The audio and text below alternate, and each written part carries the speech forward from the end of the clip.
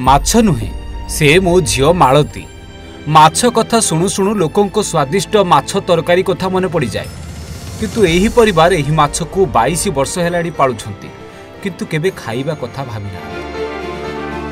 हाँ आज्ञा, ए भितर अछि गोटे भिन्न प्रेम कहानी जहाँ आपण को मध्य टिके भिन्न लागिब। सतरे एमिति भी एही समाज रे संभव। 22 वर्ष धरी पोषुछंती मागुर माछ, से भितर अछि झियो मालती।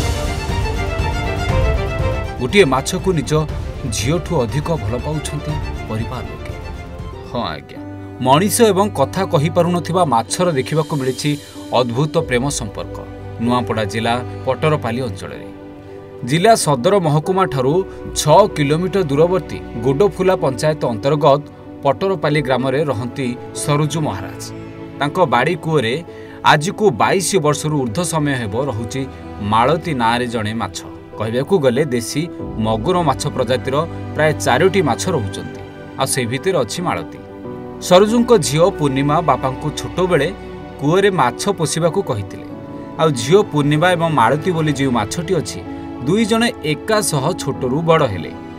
एबे पूर्णिमा विवाह करी अन्यत्र रहुचंती, किंतु मालतीर भलमंद एबे बापा मां को पचारि बुझुचंती। एपरिकी बापा घर को आसिले सांगरे मालती पाई पिठा पणा भी करिकी आनती। सबुठारु गुरुत्वपूर्ण कथा है पूर्णिमा जेतेबेले विवाह करथिले सेही समय मालती को मध्य नाकरे नथ पिंधा जाइथिला। प्रतिदिन परिवार लोके कूओ पाखकू जाई मालती बोली डाकिले माछ दौड़ी आसे। आ एही माछ को देखिबाकू विभिन्न समय लोक माने रुंढ होई थांती। ते परिवार लोके कहिसंती मालती आम परिवार सदस्य, माछ सह आमर एक आत्मीयतार डोरी बंधा हो जाइछि।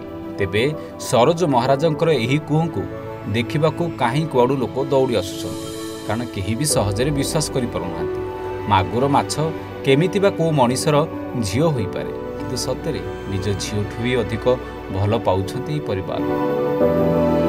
नुआपड़ारू युधिष्ठिर महानंद को रिपोर्ट, ओडिशा भास्कर।